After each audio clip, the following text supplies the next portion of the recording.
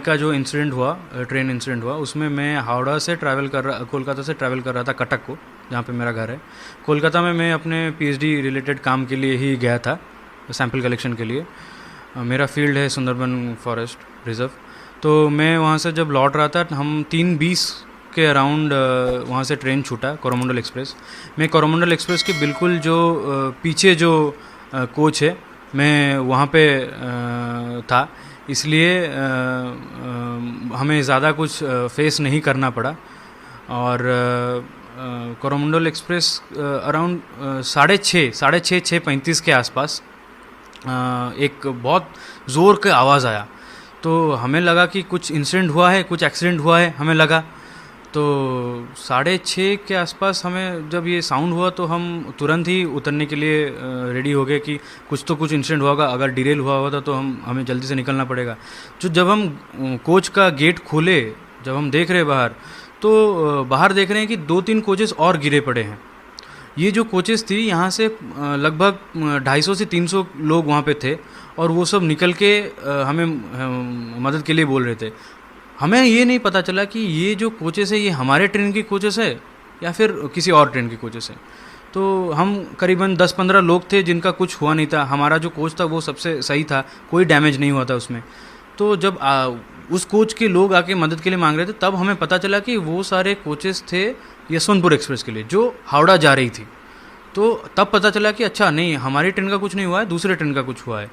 ऐसे में तुरंत ही हमने वहाँ पे इमरजेंसी सर्विसेज को कॉल लगाया और पुलिस को भी फ़ोन लगाया। इसी बीच में वहाँ पे हम जो लोग तकलीफ़ में थे उनको पानी वानी दिया। फिर जो बेडशीट है रेलवे का, उसको हमने चीर के एक मेकशिफ्ट बैंडेज बना के बैंडेजेस कराए लोगों के, क्योंकि सारे लोगों का बहुत ज़्यादा खून निकल रहा था। किसी का सर फटा हुआ था, किसी का हाथ कटा हुआ था। ऐसे में जितना हो सका हमने मदद की।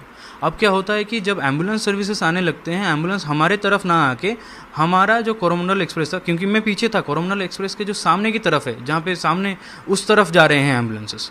अब हमें ये नहीं पता चला कि एम्बुलेंस अगर आ रही हैं तो यहाँ पे एक्सीडेंट हुआ है, वहाँ पे क्यों जा रहे हैं। हम धीरे धीरे करके 4-5 लोग आगे की तरफ बढ़ने लगे। तब हमने देखा कि कोरोमंडल एक्सप्रेस का तो और भी ज़्यादा हालत ख़राब था। अब क्या हुआ था कि कोरोमंडल एक्सप्रेस जो है वो किसी कारणवश डिरेल हो गया था। अब डिरेल होने के बाद बगल में एक लूप ट्रैक होता है जो कि डिफंक्ट होता है, इनएक्टिव होता है। वहाँ पे एक गुड्स ट्रेन पार्क था, तो वो गुड्स ट्रेन से जाके टकराया है। ये बात हमें बाद में रेलवे ऑफिशियल्स ने बताया कि गुड्स ट्रेन से जाके टकराया, फिर कोरोमंडल एक्सप्रेस का इंजन या फिर गुड्स ट्रेन का कोई कोच जाके बगल वाले जो यशवंतपुर एक्सप्रेस जो जा रहा था हावड़ा की तरफ, उससे टकरा गया। अब ये हावड़ा के यशवंतपुर एक्सप्रेस का जो 3 कोच था, ये तीनों के तीनों जनरल बोगीज थे। उसमें बहुत ज़्यादा कैजुअलिटीज हुई हैं। तो ये मैंने पहले एक हावड़ा से चेन्नई की तरफ आ रही थी। हाँ, दूसरा जो है यशवंतपुर वाला, वो यशवंतपुर से कलकत्ता सेम टाइम में क्रॉस कर रही थी। सेम टाइम पे क्रॉस करे थे उस एरिया में। तो बाकी बोगी क्रॉस कर गया था, लास्ट बाकी बोगी क्रॉस कर गया था, आगे चला गया था, करीबन 600 मीटर से 800 मीटर आगे है बाकी के इंजन के सारे बोगीज। ये 3 बोगीज ही गिर गई थी पलट के।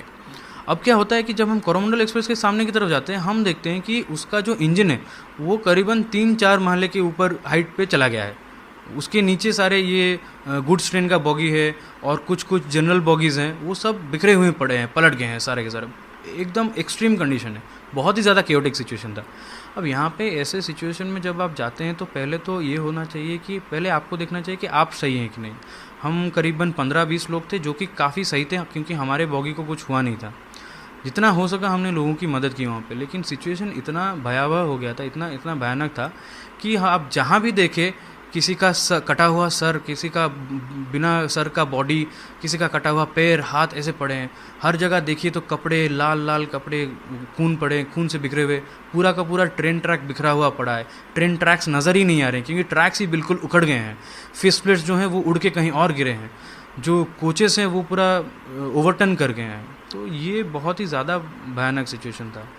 इसमें मैं तो बोलूँगा कि जो लोकल लोग थे वहाँ के, उन्होंने बहुत ही ज़्यादा मदद किया हमारी, क्योंकि वो सबसे पहले थे। इंसिडेंट करीबन 6:35 के आसपास घटा और 5 मिनट के अंदर सारे के सारे लोकल लोग, ऑलमोस्ट 300 से 400 लोकल लोग आ गए हमें मदद करने के लिए।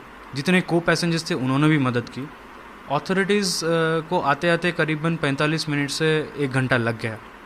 लेकिन अथॉरिटीज़ हालांकि थोड़ा लेट आई, लेकिन आते ही उन्होंने बहुत जल्दी से काम करना शुरू कर दिया और सबकी मदद करने लगे। तो आप जब वहाँ जैसे एक्सीडेंट हुआ, आपको पता चला इतना बड़ा ये वो आपके सामने में लाशें पड़ी, तो आपका फीलिंग उस समय कैसा? उस टाइम पे जो कहते हैं एक एड्रेनलिन रश होता है, उस टाइम पे या तो करो या मरो का सिचुएशन ऐसे हो जाता है और अचानक से दंग रह जाते हैं, स्तंभ रह जाते हैं। उस सिचुएशन में पहले हमने देखा कि हम ठीक हैं, हमारा सब कुछ ठीक है, सामान वामान ठीक है, हमें कुछ हुआ नहीं है, तो हमने वहाँ पे जितना हो सका दूसरों की मदद करने के लिए लगा दिया और ये देखने लगे कि यहाँ से निकलने के लिए रास्ता क्या है। अच्छी बात यह है कि वहाँ पे एक रोड था जो कि हाईवे वहाँ से करीबन 600-700 मीटर दूर है और एक रोड है जो कि इंटरसेक्ट करता है उस रेलवे लाइन को। उस रोड की वजह से ही इतने सारे एम्बुलेंस और फायर सर्विसेज वहाँ तक पहुँच सके, एनडीआरएफ की टीम इतनी जल्दी पहुँच सकी वहाँ पे। और डिस्ट्रिक्ट मजिस्ट्रेट और एसपी जो है बालेश्वर के, वो वहाँ पे 1 घंटे के अंदर आ गए और उस पूरे सर्विस रोड को एक ग्रीन कॉरिडोर की तरह बना दिया, जिसमें खाली गाड़ी कितना स्पीड में था उस समय, कुछ पता? क्योंकि कोरोमंडल एक्सप्रेस उस टाइम बालेश्वर छोड़ दी थी, 20 किलोमीटर बालेश्वर से दूर थी, वो स्पीड पकड़ ली थी। गाड़ी की स्पीड एग्जैक्टली तो मैं नहीं बता सकता, लेकिन करीबन 115-120 किलोमीटर प्रति घंटा की होगी। और इंटरेस्टिंग चीज़ ये है कि क्योंकि ये एक एलएचबी रेक है, दोनों की दोनों ट्रेनें एलएचबी रेक थी और ये जो लाइन था ये अभी रिसेंटली ही मॉडिफाई किया गया था। ये सारी चीज़ें हमें रेलवे अधिकारियों ने ही हम बताया वहाँ पे, जो लोग आए थे हमें पूछने के लिए कि कैसे हैं क्या है, हमारे पूछताछ करने के लिए। उन्होंने बोला कि ट्रैक्स बहुत अभी रिसेंटली रेनोवेट किए गए थे। अब इसमें अगर इतने इंपॉर्टेंट ट्रेन का एक एक्सीडेंट होता है और डिरेल हो जाती है बिना किसी कारण से, तो यहाँ पे तो कोई ना कोई चूक रही होगी, या तो चूक सरकार मिनिस्ट्री ऑफ रेलवेज़ की तरफ से, रेलवे अधिकारियों की तरफ से हुई होगी, और क्योंकि रेलवे अधिकारी बोल रहे हैं कि वहाँ पे अभी अभी रिसेंटली रेनोवेट हुआ था, तो कहीं ना कहीं कोई बदमाशी की गुंजाइश भी हो सकती है। ये तो हम बता नहीं सकते जब तक इन्वेस्टिगेशन ख़त्म नहीं होती है, लेकिन अगर ऐसा कुछ होता है तो इसमें तो बहुत ही ज़्यादा कड़ी से कड़ी इसके बारे में जांच करनी चाहिए। तो वकील आप सेव हो गए, क्या कहेंगे बाकी पैसेंजर के बारे में जो बच गए हैं? देखिए, सबसे पहले तो ये है कि जब हम इतने सारे डेड बॉडीज़ देखे वहाँ पे, आप यकीन नहीं करेंगे कि छोटे छोटे बच्चे अपने माँ बाप को ढूंढ रहे हैं, पूरा का पूरा परिवार तहस नहस हो गया है, किसी का हाथ कट गया। हमने एक 15-16 वर्ष का एक लड़के को देखा जो अपने बाप को लेके जा रहा था, उसका खुद का सर फटा हुआ था, खून निकल रहा था, उसके पिताजी का हाथ कटा हुआ था, वो हमें हेल्प के लिए मदद के लिए पूछ रहा था। तो इस सिचुएशन में तो दया तो आती ही है।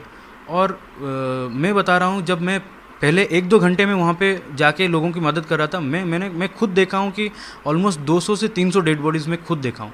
डेड बॉडीज़ ऐसे हालत में थे कि 40-50 मीटर दूर ट्रैक से गिरे थे, फटाक से, मतलब इम्पैक्ट इतना तेज़ था कि वो दूर जाके गिरे थे।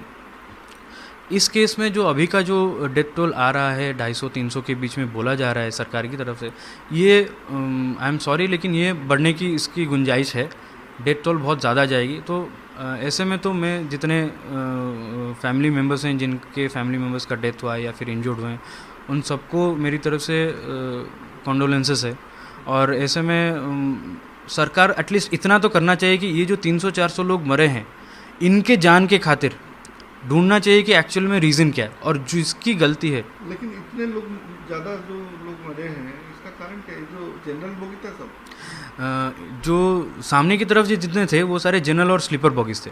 अब इम्पैक्ट इतना तेज़ हुआ था, हालांकि हम इतने पीछे थे और हमें ज़्यादा साउंड पता नहीं चला, लेकिन सामने के जो जनरल बॉगीज थे उनमें लोग तो यूजुअली ओवर क्राउडेड होते हैं। और इंटरेस्टिंग चीज़ ये है कि ये जो कोरोमंडल एक्सप्रेस है, ये यूजुअली बालेश्वर की तरफ जो वर्किंग लोग होते हैं वो शाम का ट्रेन ये वाला ले लेते हैं, जनरल बॉगीज़ में चढ़ जाते हैं, ताकि उनका घर भद्रक होता है, कटक होता है, भुवनेश्वर, वहाँ तक वो जनरल बॉगीज़ में आ जाते हैं।